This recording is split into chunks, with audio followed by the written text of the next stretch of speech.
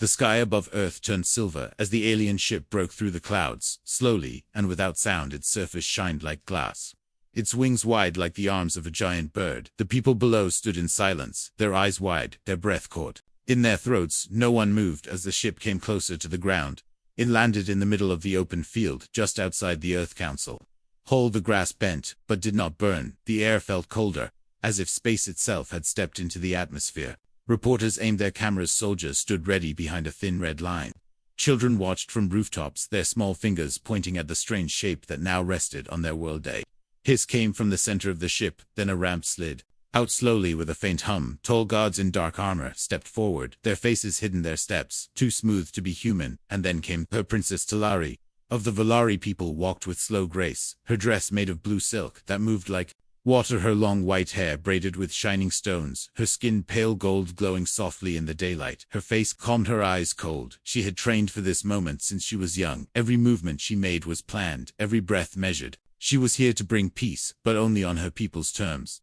The human leader waited at the end of the red carpet. His name was Jonah. His suit was wrinkled slightly from sitting too long, his eyes tired but kind. He had studied for this meeting. Read every line of alien custom, learned every rule of Valari diplomacy. His team had warned him this greeting must be perfect. One wrong move could mean war. Talari stopped 3 steps away from him. She raised her hand the way her people did. Before a royal exchange, she waited for him to mirror her motion, then to bow, then to speak the formal words of respect. But Jonah did none of that. He smiled, he stepped forward. And before anyone could stop him, he hugged her. The world seemed to freeze. Talaris. Guards reached for their weapons. Reporters gasped. Soldiers shouted, but no one fired. No one moved, because Talari did not move. She stood there in his arms, her body stiff, her eyes wide. She could not understand what was happening in her world. No one touched royalty, not even family, not even friends. Hugs were for children, not leaders. And yet this human, this ambassador, had wrapped his arms around her, with no fear, with no doubt. She wanted to pull away, she wanted to scream, she wanted to demand an answer, but she could not, because something in her chest, something deep and strange, had started to feel warm. Jonah stepped back slowly, his hands at his sides, his smile still gentle. He said, "Welcome," in a soft voice. He said, "We are honored by your visit." He said, "You do not have to be alone." Talari could not find words. Her translator Chip blinked, her breath shallow, her heart beat louder than ever before. The ceremony was broken, the greeting ruined, but for the first time in her life, she felt seen, not as a princess, not as a symbol, but as someone real. Her guards moved forward, ready to remove her from the scene. She raised her hand to stop them, her voice calm, though her heart shook. She said, "The ceremony is complete." She said, "Let the talks begin." Whispers filled the crowd. Cameras clicked. Questions flew, but Talari walked forward past Jonah, past the line of soldiers, into the council hall, her back straight, her face still, but her mind filled with fire. Inside the hall, she sat at the table meant for her. She looked around at the humans gathered, some nervous, some curious, some angry. She looked at Jonah, who took his seat across from her, his face full of calm and wonder. She wondered why he had done it, why he had broken the rule, why he had offered a gesture of warmth when tradition demanded cold formality. No human had dared to touch a Valari before, not even during war, not even during peace talks. She placed her hands on the table, the surface cool, like the sea before a storm. She said, "Let us begin." She said, "My people watch." She said, "Your hug will not be forgotten." Jonah nodded. He said, "I hope not." And so the meeting of two worlds began, with broken tradition, with shaking hands, and with a hug that no one saw coming, a hug that left the princess stunned, and the galaxy curious outside. The hull of the alien ship stood quiet, the crowd still buzzing with shock, the air no longer cold, the grass starting to rise again. The day moving forward, but something unseen had changed. The arrival was meant to show power and order, but instead it had shown something much harder to understand, something strange, something soft, something human. And in the heart of one alien girl, that feeling had taken root, though she would never admit it. Not yet, not aloud, not while anyone watched. The night air felt heavier than usual, as the stars blinked above the Earth Council hall, and shadows stretched long across the empty roads and rooftops. The moonlight spilled across polished glass and metal walls, but inside, Princess Talari sat still, her hands folded, her face calm, her mind spinning like a storm without a center. She had been raised on rules, on silence, on structure. Her tutors taught her how to sit, how to speak, how to command without emotion, but no one had ever warned her what to do if a human simply wrapped his arms around her and changed everything with one strange soft movement. Guards waited outside her chamber, their armor gleamed under pale blue lights, but they did not hear. The tiny sound that came from her personal datapad, a low chime, a signal sent only once, and only to her private channel. A message not from her people, not from her advisors, but from the human himself. The message was short: meet me where the sky touches water. Talari stared at it for a long time, the meaning too simple, the intent unclear, but something deep in her chest pulled her toward. The unknown pulled her away from rules and into something that made her hands tremble ever so slightly. Moved without a word, slipping from her quarters in a robe of soft shadows, her hair tied back, her feet silent on polished floors. She passed her guards like a ghost and vanished into the night. The sea waited beyond the city wall, past the towers of glass and stone where waves kissed the land with endless rhythm, where the stars reflected on the dark water like tiny fireflies caught in a mirror. She found him there, sitting on a flat rock, his shoes off his coat, beside him, his gaze fixed on the sky as if counting stars, or maybe thoughts he did not turn. When she approached, he simply spoke in a voice soft like worn cloth. "I thought you might come." Talari stopped a few steps behind him, unsure whether to speak, unsure if she should leave, unsure of everything she thought she understood about humans and hugs, and the strange pull of this menu broke protocol. She said finally, her voice steady despite the questions inside her. "You risked the treaty with that gesture." Jonah nodded slowly, but he still did not look at her. "Maybe I did, but I meant no harm. I just thought maybe someone needed a real welcome, not the cold kind, not the kind written by lawyers." Talari sat on the nearest stone, her hands folded tight, her robe brushing the sand. She stared at him, trying to read his mind through his relaxed face. An open voice: "You do not understand what you did," she whispered. "You touched someone untouchable." Jonah smiled, not a mocking smile, not a bold one, just soft like rain. "I know. And still I did it." They sat in silence. Only the sea spoke, in small waves and shifting winds.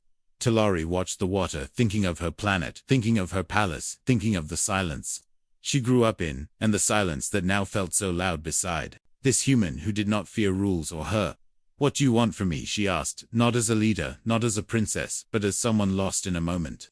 She could not explain. "Nothing," Jonah said, and then after a long pause, "Maybe just this: to know you are more than a crown, more than a voice on a stage, maybe to see the person behind the title." Talari felt something strange behind her eyes.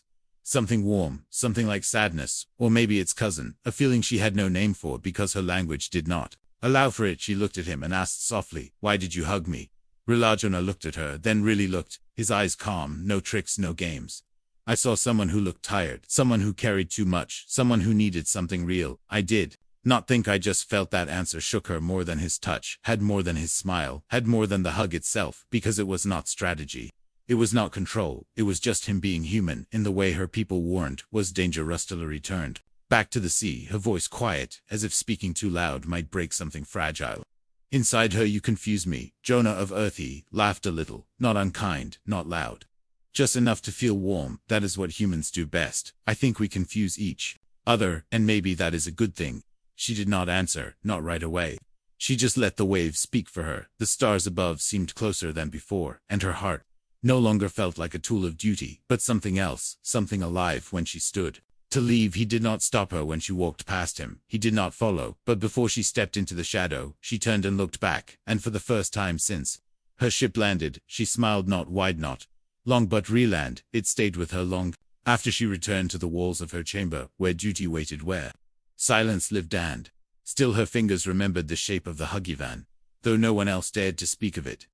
The sun rose slowly over the Earth Council Hall, casting a soft golden light across the rooftops and towers below, but Princess Talari did not watch it from her window. She sat in silence, her eyes focused on a glowing panel in front of her, where an ancient law blinked back at her, written in the tongue of her ancestors, passed down through royal blood, and carved into the stones of her homeworld. She had always known the rules of her people, but now each word on the panel felt heavier than ever before. The law was clear: no physical contact between royalty and outsiders, unless a bond had been declared, unless a right had been held, unless the act was sanctioned by the Council of Elders. No bond had been declared, no right had been held, no permission had been given, and yet the human had hugged her in front of the entire world, and the worst part was she had not stopped him. A quiet knock came at her chamber door, and her royal advisor stepped inside. His face stern, his eyes sharp like broken glass. His name was Larix, and he had served the Valari throne longer than Talari had been alive. "You allowed him to touch you," he said, not as a question but as a wound.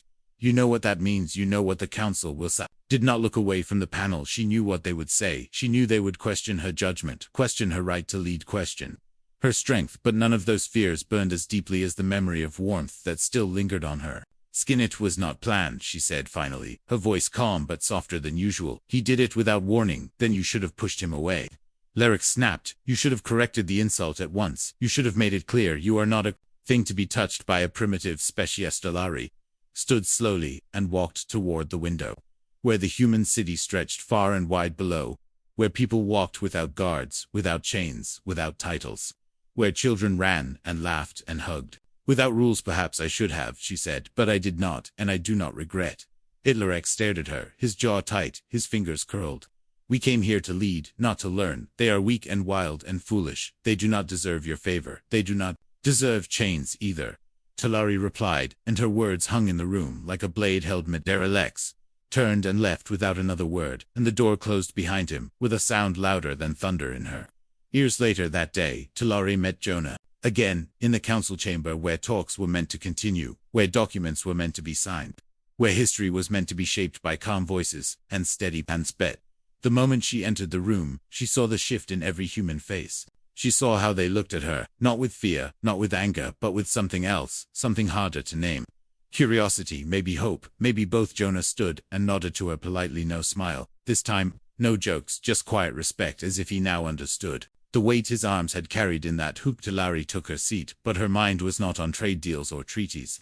Her mind was still on the old law, and what would come if her people learned how she had felt, if they knew that. When she remembered the hug, she did not feel shame, she felt peace. As the council spoke and debates began, her eyes drifted to Jonah again, wondering if he knew what he had done, not just to her, but to the future, that now trembled under her feet. When the talks paused for a short recess, Jonah approached her carefully, his voice low, like a secret carried by the wind. I heard your people are unhappy with me, he said. I did not mean to cause trouble. You did more than cause trouble, she said, without looking at him. You caused doubt. Jonah tilted his head, confused. Doubt in what? In everything, she replied. In law, in legacy, in blood. They stood there in silence as other voices echoed around them, as papers shifted and doors opened and closed, and the world kept spinning forward. Jonah placed a small wrapped item on the table near her seat, a gift, not grand, not political, just something small, from earth, a flower pressed into glass, something fragile, something gentle. He said nothing more and walked away. Talari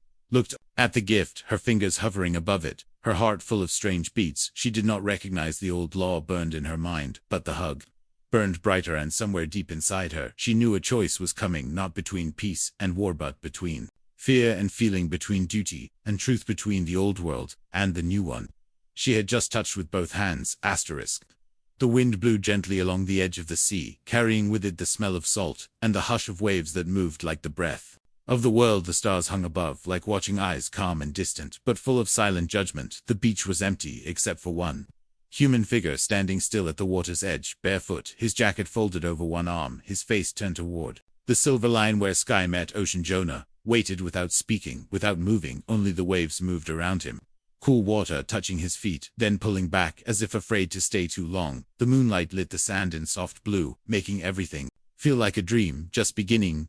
A shadow appeared behind him, quiet and slow. She walked as if every step was a question, her robe darker, eyes shining, her thoughts tangled like seaweed in the tide. Her name was Princess Talari, but tonight she felt far from royal. Tonight, she felt more like a question without an answer.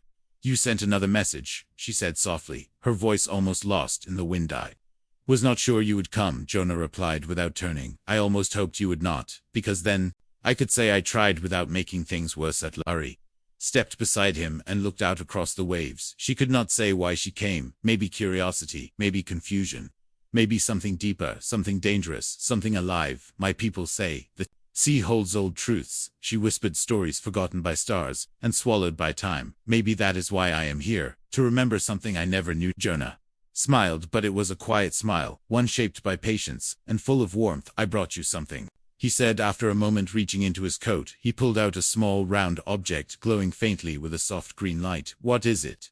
Talari asked, her fingers brushing it as he placed it in her hand. It is called a moonstone, he said. My grandmother gave me one when I was small. She said it carries calm. She said when you hold it, the world feels less loud. Talari stared at the stone, feeling its light hum in her palm. It was simple and small, yet she felt something inside her shift, like the tide turning under a hidden moon. No one has ever given me something just to help me breathe. she said, not as a complaint, but as a truth spoken for the first time. Jonah looked at her then, and his eyes were not filled with questions or demands, just understanding. The kind that did not need words, the kind that made the night feel less cold. "Why do you care?" she asked finally. "Why risk so much for someone like me? Someone you barely know, someone not even your kind, because you looked like you needed someone to care," Jonah said. "Not for your crown, not for your planet, but for you." Talari turned away her eyes, blinking against feelings too strong to name feelings. Her people called weakness, but that the wind seemed to carry with pride. "You should not say such things," she said softly. "The laws are strict, the watchers never sleep. If they learn what you are to me, they will move to erase it before it grows then." "Let them watch," Jonah said, "and if they erase me, they will not erase the truth that someone saw. You and did not turn away us." Sea rose and fell beside them, the stars flickered above them, and the moon held its breath. A silence passed between two souls, reaching across rules, and Fertilari stepped forward into the waves, letting them cover her feet. The cold stung, but she did not move away. "When I was a child," she said, "they told me to never trust humans. They said your kind lies. They said your kind tricks. They said your kind touches without asking. Some of that is true," Jonah said gently, "but some of it is just fear." Dressed as Noah, Jidalari looked back at him, and for the first time, her eyes were not cold, they were wide and full, and searching. "I felt safe in your arms," she said, not proud, not loud, but true. Jonah said nothing, only stepped closer until the water touched them both, until their shadows became one in the moonlight. A sound broke the stillness, not human, not wind, something from the deep, a low whisper like a song sung in another age. Something old, something what froze her heart, racing her body alert. That voice, she knew that voice. It was not from Earth, not from her ship, it was from something buried, something long forgotten by both their kinds. Jonah stepped beside her, ready to protect, but she raised her hand. "It speaks to me," she whispered. "It knows my name." They turned toward the sea, where the water shimmered, and something began to rise, not with anger, not with threat, but with purpose. Talari stepped forward again, the moonstone still glowing in her hand, and she spoke, not with fear, not with force, but with feeling. "I am listening," she said. "Dand," the ocean answered, "not with war, but with a secret, one that would change everything, one that had waited a long time for her return." The sea rippled with light as something ancient moved beneath the surface, not fast, not wild, but steady, like it had waited for this moment. Through ages of silence, the moonstone in Talara's hand pulsed in rhythm with the waves, her breath slowed, her eyes wide, her body still, as the voice returned, low and deep and older than any language she had ever studied. Jonah stood behind her, unsure what he saw, unsure what he heard, unsure if this was real or dream or something in between, but he did not move away. He stayed close, ready to act, even if he did not understand what to fight or what to protect. Talari stared at the water as it parted. A shape rose from the depths, not a monster, not a beast, but a being of smooth, glowing skin, long arms, wide eyes, and a presence that felt like memory and storm. It hovered just above the sea, its voice entering their minds without sound, without pain, only truth. "You carry the blood of those who broke the vow," it said, not with anger, not with hate, just with a weight that made Talari's knees shake, just with a tone that filled the stars with quiet. "What vow?" Talari whispered, her voice barely louder than the wind, her hands trembling around the stone that now burned against her palm, being moved closer, and the water curled around its shape, like silk around fire. "Your kind came here once, long ago. They spoke of peace, they spoke of union.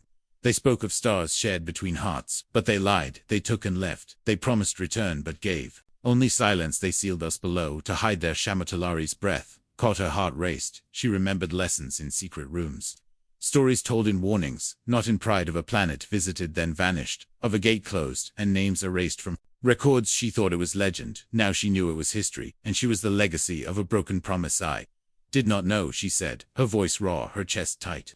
"I came to bring peace, not to finish a lither."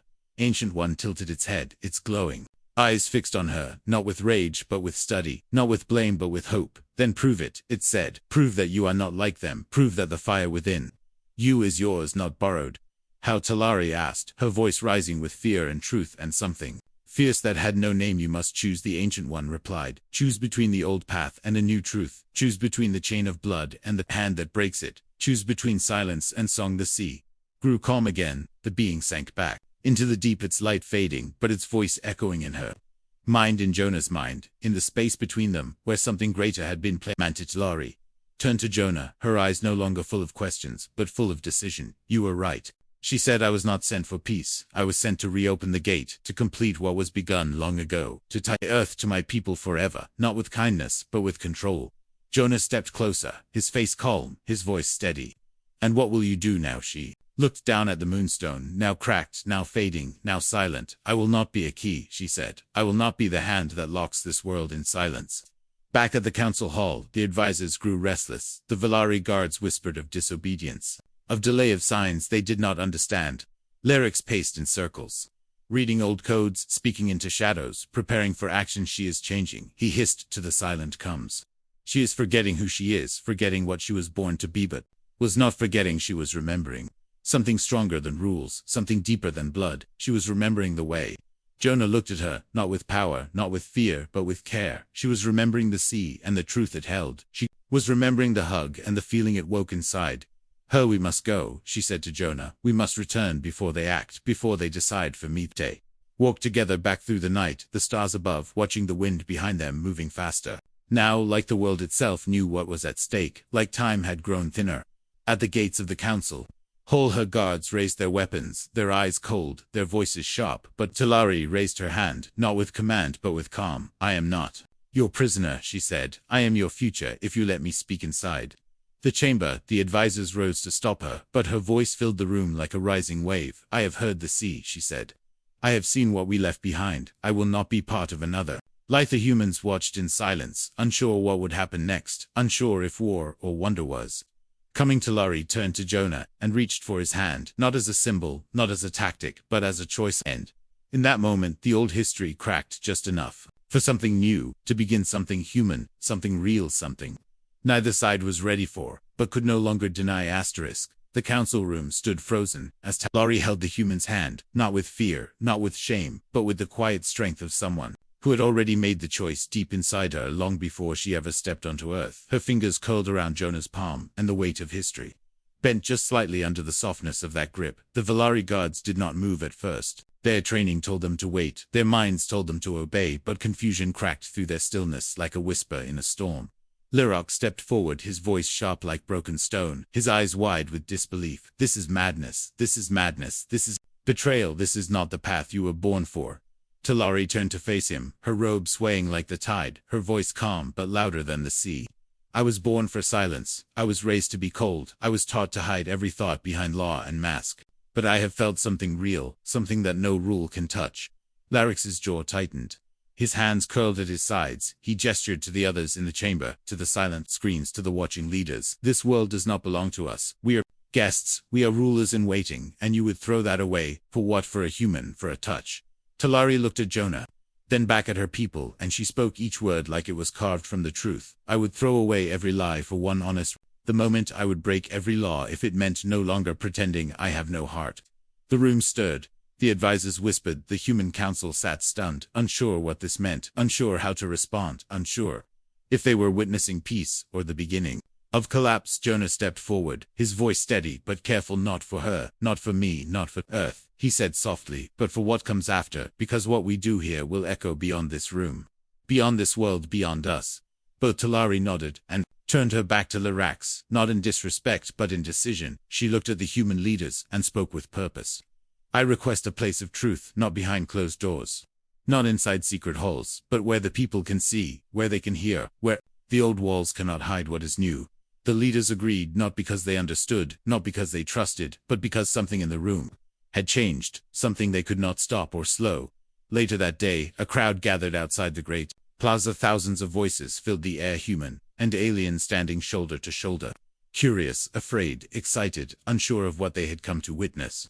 Talari walked to the center alone, her royal robe replaced with simple cloth, her head unadorned. Her step slow but sure. She looked at the cameras, she looked at the sky, she looked at the people, and then she looked at Jonah, who stood quietly behind the crowd, his eyes fixed on her, as if nothing else existed. I was sent here to lead, Talari said, her voice strong, carried by wind and speakers. I was sent to extend the hand of empire, masked as friendship, shaped by tradition, and coated in lies. Gasps rippled through the crowd. The Valari advisors shifted, the guards stiffened, but no one moved to stop her. But something happened that no one expected. Something happened that was not in the plan. A human hugged me, Talari continued, and in that moment, I saw not weakness, but warmth, not danger, but care, not strategy, but sincerity, and that changed everything. The people listened, the wind held still, the sky seemed to lean closer. I do not reject my people, she said. I do not reject my blood or my stars, but I reject the silence they taught me. I reject the path that leaves no space for feeling, no space for choice, no space for change. She raised her hand and opened her palm. The cracked moonstone resting in the center, its glow faint but alive. This was given to me by someone who asked nothing, who gave without command, who showed me the beauty of a world that breathes through its flaws. Jonah stepped forward, then only a few steps, no grand motion, no speech, just presence. Talari turned to him, and without a word she placed the moonstone in his hand, the gesture small yet vast, like passing a torch between two unknown paths. I choose to stay, she said to the crowd, not as a symbol, not as a ruler, but as someone who has seen enough of power and enough of peace to know they are not the same. The crowd did not cheer, not at first. They only watched, they only felt, and then slowly hands began to rise, voices began to rise, hope began to rise. Lyric stood at the edge of the platform, his face pale, his eyes full of a truth he could no longer deny. She had won not with strength, not with command, but with the one thing he could never control, her heart. And so the stars above bore witness to the moment when a princess chose her own voice, when an empire met its match not in battle, but in a hug, and the wind carried that story across the world, across the skies, across the hearts of those waiting for something new, something true, something finally free. Ask ChatGPT. The sky over the plaza burned with morning light as people gathered once more, drawn by whispers of change, drawn by the strange truth that an alien princess had broken away from her path, drawn by the quiet power of a single human hug that had shattered a ceremony and sparked something that could not be. Undonna Talari stood beneath the great arch of the Earth Council. Stone symbols carved above her head, silent reminders of old treaties and older fears, but she did not tremble. She did not bow. She stood tall in simple clothes, with no crown, no guards, no veil, only truth in her eyes and warmth in her chest. Jonah stood across from her, not on a stage, not behind a barrier, just among the people, his arms folded, his gaze steady, the wind tossing his hair as if the world itself wanted to touch him the way he had once touched her.